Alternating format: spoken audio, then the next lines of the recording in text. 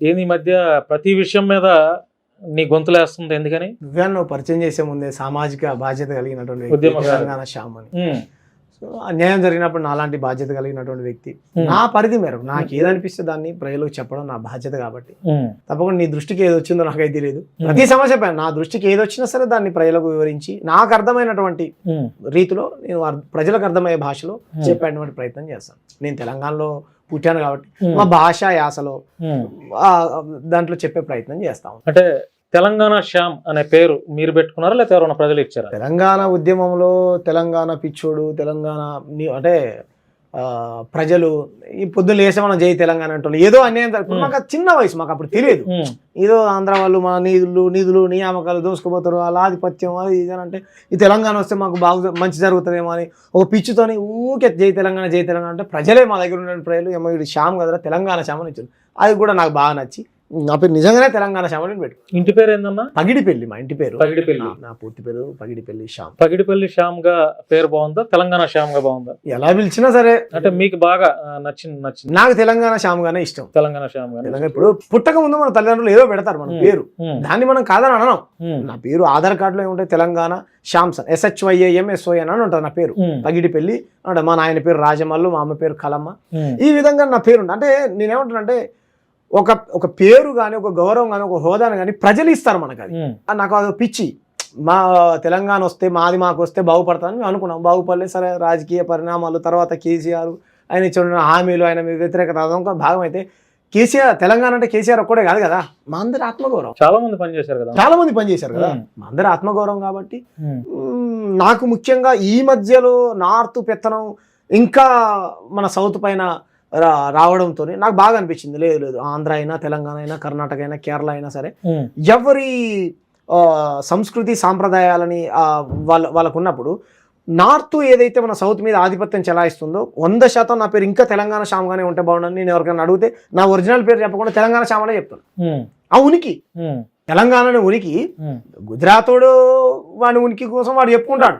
మన ఉనికి ఉండాలి. నువ్వు కూడా చెప్పు. రేపటి నుంచి నువ్వు ఆంధ్ర భవన్ అని పెట్టుకో, మేకల భవన్ నీ ఒరిజినల్ పేరు అన్నావు కదా, ఆంధ్ర భవన్ అని పెట్టుకో. ఇంత అన్యాయం జరుగుతుంది మనకు. మనకు సెల్ఫ్ రెస్పెక్ట్ లేదా? మనకు ఆత్మగౌరవం లేదా మన రాష్ట్రాలకు? సో నేనేమంటున్నానంటే ముందు మన ప్రాంతం అంతే కదా, మన తల్లి కదా మన ప్రాంతం అంతే. సో ఆ క్రమంలో నాకు తెలంగాణ శ్యామ్ అంటేనే ఇష్టం. ఏందన్నా బీజేపీకి మీకు ఏందనంటే అర్థం కాలే. బీజేపీ మీద కక్ష కట్టినట్టు మాట్లాడతారు కదా, అంటే ఏంటి బీజేపీ విధి విధానాలు నచ్చట్లేదా లేకపోతే సెంట్రల్ గవర్నమెంట్లో అధికారంలో ఉంది కాబట్టి బీజేపీని టార్గెట్ చేస్తూ మాట్లాడితే మనకి ఇంకా ఫేము నేము డబ్బులు బాగా వస్తాయని ఒక దురాలోచనే మన మనసులో ఉందా? పర్సనల్ గా బీజేపీ అంటే నాకేం వ్యక్తిగతమైన కోపం లేదు. బీజేపీ తీసుకునేటువంటి నిర్ణయాలు ఏదైతే ఉన్నాయో ప్రజా వ్యతిరేక నిర్ణయాల ప్రజల నుంచి వచ్చినప్పుడు ఆ నిర్ణయాలకు వ్యతిరేకంగా మాకున్న అభిప్రాయాన్ని మేము చెప్తాం. నరేంద్ర మోడీ 11 ఏళ్ళు అయింది అధికారంలోకి వచ్చి. గతంలో కూడా వాళ్ళు పరిపాలన చేశారు.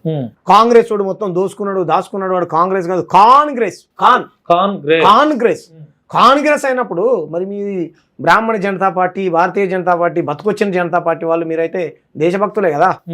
మరి మీరు వచ్చి 11 ఏళ్లలో కాంగ్రెస్ వాడు చేసిన దానికంటే మీరు చేసింది ఏముంది? మీరేమన్నా 52 సెంట్రల్ యూనివర్సిటీలు ఉంటాయి ఈ దేశంలో, ఇంతవరకు ఒక తెలంగాణకు ఆంధ్రకు ఒక సెంట్రల్ యూనివర్సిటీ కొత్తది ఇచ్చింది లేదు. మీరు ఏం చేశారు మీరు అంటున్నా నేను? మేము ట్యాక్సులు కడతాం, మేము పన్నులు కడతాం, అవన్నీ దొబ్బుకొని పోతారు మీరు నార్త్కు. అన్ని తీసుకొని పోయి గుజరాత్కు లేకపోతే మీ అహ్మదాబాద్కు, రాజస్థాన్కు, బీహార్కు పెట్టుకుంటావు.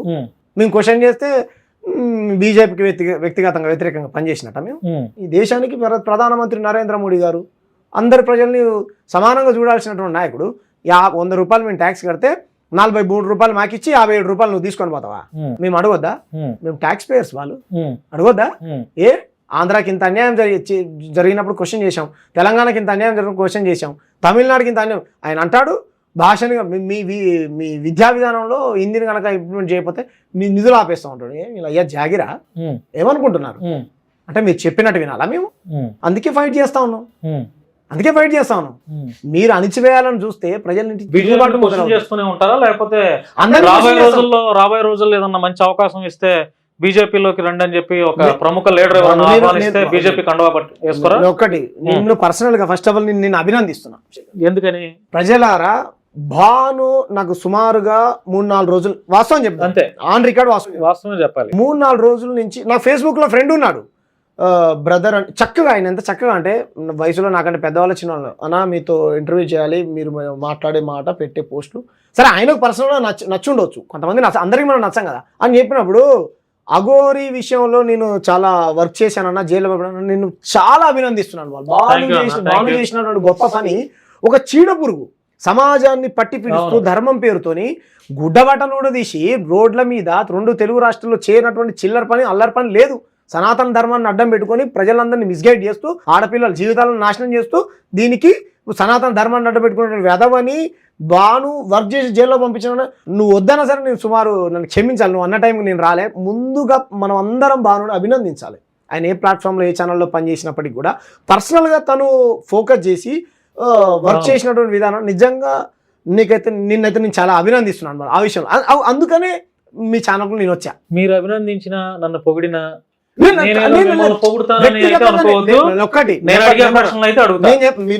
నిర్మూమాటంగా నన్ను బాధపట్టే ప్రశ్నలు అడిగినా సరే నేను సమాధానం చెప్తా. అంటే అది నీ పర్సనల్ ఒపీనియన్, క్వశ్చన్స్ కాదు. జర్నలిస్టులు గా ఉన్నటువంటి మేము ఎథికల్ గా మాకంటూ కొన్ని మోరల్ వాల్యూస్ ఉంటాయి కాబట్టి ఆ నీతి అయితే తప్పం. ఇప్పుడు మీరు పొగిడారు, ఓకే, ఆ విషయంలో చాలా మంది పొగిడారు. నువ్వే చెప్పావు నేను కష్టపడ్డానన్నా, వీడు దొంగ విధవా సమాజాన్ని పట్టి లైవ్ లో ఫోన్ చేసావు కదా, వాడు ఏం మాట్లాడతాడు, విధవా భారత రాజ్యాంగ నిర్మాతను అవమానిస్తాడు వాడు, మీరు బీఫ్ వేశారు. అది వింటే కనుక వాడిని పోయి బడితే పోయే చేసేవాళ్ళు ప్రజలందరూ, పోలీసు వాళ్ళు కాపాడారు వాడి ప్రాణాలని, లేదంటే వాడు రోడ్డు మీద తిరిగితే అవసరమైతే నా మీద ఇంకో 2 కేసులైనా లేకపోతే మీలాంటి వాళ్ళ మీద ఉద్యమ కేసులైనా కూడా వాడిని దేహశుద్ధి చేసేది. 100% ఏం మాట్లాడతారు.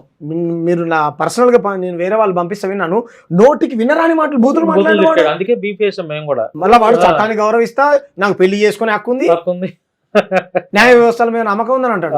మరి న్యాయ వ్యవస్థల మీద ఇదే ఈ ప్రజాస్వామ్యం ఎందుకు గౌరవించవరా? అవును, వేదవాడు. ఏదేమైనా మిమ్మల్ని కూడా ఒక విషయంలో అభినందించాలని, ఎందుకంటే ఒక క్రైస్తవ పాస్టర్ ప్రవీణ్ పగడాల గారి మరణం యావత్ 2 తెలుగు రాష్ట్రాల్లో ఉన్నటువంటి క్రైస్తవులంతా అది హత్య అని చెప్పి ఇప్పటికీ ఉద్యమాలు జరుగుతున్నాయి, ప్రెస్ మీట్స్ పెడుతున్నారు. అది హత్యే అనేది గట్టిగా వాళ్ళైతే వాదన వినిపిస్తున్నారు. ఆ కోవలో ఆ నేపథ్యంలో మీరు ఒక హిందూ అయి ఉండి కూడా ఒక 150-200 మందిని రోడ్డు మీదకు తీసుకొచ్చి ఆయన మృతి పట్ల సానుభూతి తెలియజేశారు. ఈ విషయంలో మీరు కుల మతాలు అనేది చూడకుండా ఒక మనిషి చనిపోయాడు అనే ఒక మంచి ఉద్దేశంతో మీరు బయటకు వచ్చి సమాజానికి ఒక మంచి మెసేజ్ ఇచ్చారు. ఎందుకంటే మిగతా చాలా మంది హిందువులు అరే మాకు క్రైస్తవుడు వాళ్ళు వ్యతిరేకం, చచ్చాడరా అని చెప్పి సోషల్ మీడియాలో ఒక మనిషి చనిపోయాడనే బాధ లేకపోతే కనీసం సానుభూతి తెలియపరచకపోగా రకరకాలైనటువంటి ద్వంద్వార్థాలు వచ్చే అబ్యూజ్డ్ లాంగ్వేజ్తో సోషల్ మీడియాలో పోస్టులు పెడుతున్నారు. అందుకు భిన్నంగా మీరు ఒక హిందూ అయి ఉండి కూడా సానుభూతి తెలియజేశారు. ఈ విషయం పట్ల ఏమనుకుంటున్నారు మీరు అసలు? నేను ఒకటి బాను, బీజేపీ వాళ్ళు RSS సంఘం ఏమని ప్రచారం చేస్తారంటే భారతీయులందరూ హిందువులే, అందరు హిందువులే, అఖండ భారతంలో ఉన్నటువంటి మనుషులందరూ హిందువులే. తర్వాత మనం మతాలు మారి పాల్ అయ్యాడు, రామ్ అయ్యాడు, జాన్సన్ అయ్యాడు, జాక్ అయ్యాడు, ఖాన్ అయ్యాడు అంటారు. నేను కూడా హిందువునే అనుకుందా, మీరు చెప్పినట్టు మన అందరం హిందువులే అనుకున్నాం. నా క్వశ్చన్ ఏంటంటే ఒక మనిషిని ఏదైనా ఇన్సిడెంట్ జరిగితే మత కోణంలో ఎందుకు చూస్తున్నారు? మనిషిగా చూడాలి. ఇప్పుడు ఆంధ్ర నుంచి మా తెలంగాణకు వచ్చి, మీరు ఎక్కడ వాళ్ళో నాకైతే తెలియదు, మీరు ఆంధ్రాలో సరే, ఆంధ్ర నుంచి వచ్చినటువంటి వీరరాఘవరెడ్డి చిలుకూరి బాలాజీలో ఉన్నటువంటి రంగరాజన్ గారి పైన ఒక 20-30 మంది గుండాలు పోయి దాడి చేస్తే నేను ఖండించా. నేను బ్రాహ్మణిజానికి వ్యతిరేకంగా పనిచేస్తా, వర్ణ వ్యవస్థకు వ్యతిరేకంగా పనిచేస్తా, వర్ణ వ్యవస్థను సమర్థించేటువంటి స్వాములకు సన్నాసులకు వ్యతిరేకంగా పనిచేస్తాను, ఈక్వాలిటీని కోరుకునేటువంటి వ్యక్తి. అయినా సరే అన్ఈక్వాలిటీని కోరుకునేటువంటి వ్యక్తుల మీద దాడి జరిగినా సరే నేను ఖండించా. ఎందుకంటే మనం ప్రజాస్వామ్య వ్యవస్థలో బతుకుతున్నాం. వాళ్ళు భౌతిక దాడులు చేసుకోవడానికి ఇక్కడ సోర్స్ లేదు కదా. అరే ఒక మనిషి చనిపోతే నీచులు కొంతమంది చనిపోవడం కంటే ముందే ఆయన తాగి చనిపోయాడు మీరు ఎలా చెప్తారు? అంటే తాపించింది మీరేనా? లేదా ఆయన యాక్సిడెంట్ జరిపారు అంటే చేపించింది మీరేనా? మీరు ఎలా నిర్ధారిస్తారు ముందే? అంటే మీరేనా ప్లాన్ చేసింది? ఇటువంటి అనుమానాలు ప్రజల నుంచి వస్తాయి కదా, మరి ఎవరు చేపించారు?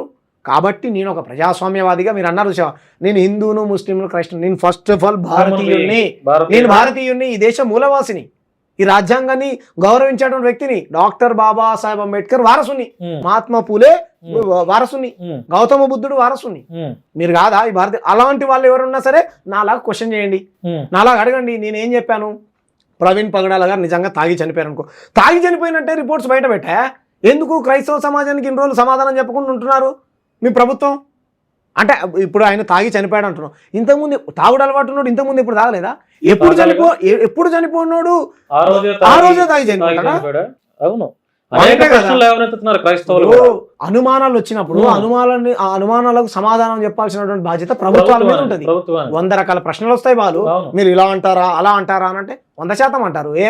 మీరు చెప్పట్లే, వాడు చెప్తాడు తాజ్ మహల్ కింద మందిరం ఉందంటాడు. ఇప్పుడు ఏం చేయాలరా, తాజ్ మహల్ ని కూల్చేయాలా? ఇటువంటి అనుమానాలు లేవనెత్తుతాను. ఓ మనిషిని అతి దారుణంగా చనిపోతే అనుమానాలు వచ్చినప్పుడు మీరు ఎలా ఒక కమ్యూనిటీని పర్టికులర్ గా మీరు ఇది చేస్తారు? సరే వాళ్ళంటే అన్నారనుకో, క్రైస్తవ పాస్టర్లు వాళ్ళ స్వార్థ ప్రయోజనాల కోసం అంటున్నారనుకో, ఓ మనిషి చనిపోయాడా చనిపోలేదా, దాని మీద స్పష్టత ఇవ్వాల్సినటువంటి బాధ్యత ప్రభుత్వాలకు ఉందా లేదా? అదే నేను క్వశ్చన్ చేశాను తప్ప నువ్వు బ్రిటిష్ ఓడికి పుట్టావు, ఇంగ్లాండ్ ఓడికి పుట్టావు అని అంటే. మీరు ఇలా ప్రశ్నించడం వల్ల మీతోటి హిందువులకి మీరు యాంటీ అవుతారుగా, అయ్యే ఉంటారు. ఇప్పుడు బాలు ఒకరికి యాంటీ అవుతామనో ఒకరికి అనుకూలం అవుతామని వాస్తవాన్ని అవాస్తవాన్ని వాస్తవం చెప్పలేం కదా బాలు. నేనేమన్నాను, హిందువులు చంపారని మనం చెప్పలే, అలాగని ఆయన తాగి చచ్చిపోయాడని మనం చెప్పాలి. అరే ఎలా చనిపోతే ఆ రిపోర్ట్ ని బయట పెట్టమని చెప్పా. మీరు నా పాత వీడియోస్ చూడండి, ఎలా చనిపోతే తాగి చనిపోయాడని పెట్టండి, నిజంగా ఎవరైనా చంపితే చంపాడని పెట్టండి, నిజంగా చనిపోకపోతే అంటే ఎందుకు ఈ అనుమానాలు వస్తుంటే, గతంలో మీరు ఫాస్టర్లను చంపిన దాఖలాలు లేవా? RSS వాళ్ళు గుళ్ళల్లోకి పోయి మీరు ఇక్కడే మన జనవాడ దగ్గర చర్చిలో పోయి మీరు మరి అట్లాంటప్పుడు అనుమానించడంలో ఏమైనా ఇది ఉందా? వాస్తవానికన్నా ప్రవీణ్ పగడాల గారి ఇష్యూలో నేను రాజమండ్రి ఆ స్పాట్ వరకు కూడా వెళ్ళి నాకున్నటువంటి అనుమానాలని ప్రజలు పెట్టినటువంటి కామెంట్స్ ని అన్ని కామెంట్స్ చూసి నేను ఒక వీడియో చేశా. వీడు భానుగాడు అంత దూరం పోయి క్రైస్తవ ఎజెండా, ఇది క్రైస్తవ ఛానల్, నా మతం నా కులం నా ఇంటి వరకు అన్నా. నేను బయటకు వచ్చినప్పుడు నేను 4 కులాలతో 4 మతాలతో కలిసి పనిచేస్తాను. ఇప్పుడు రేపొద్దున ఒక హిందూ సంబంధించినటువంటి ఒక బాబా చనిపోయినా చేస్తాం. అప్పుడు మరి హిందువుల ఛానల్ అంటారా?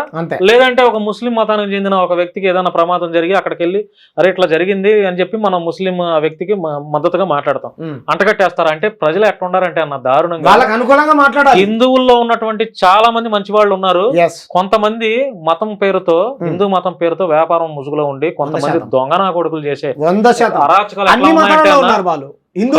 అన్ని మతాల్లో. అంటే నేను ఇప్పుడు ఇది చెప్పిన తర్వాత ఆ మాట నేను చెప్పబోతున్నాను, మీరే చెప్పారు. నేనేమి హిందూ మతాన్ని అనట్లేదు. క్రైస్తవ మతంలో లుచ్చాలు ఉన్నారు, వ్యాపారం చేసే వాళ్ళు ఉన్నారు, పాస్టర్ల రూపంలో అఘాయిత్యాలు చేసే వాళ్ళు ఉన్నారు. అట్ ద సేమ్ టైం హిందువుల్లో కూడా కొంతమంది ఉన్నారు, ముల్లాల్లో కూడా ఉన్నారు.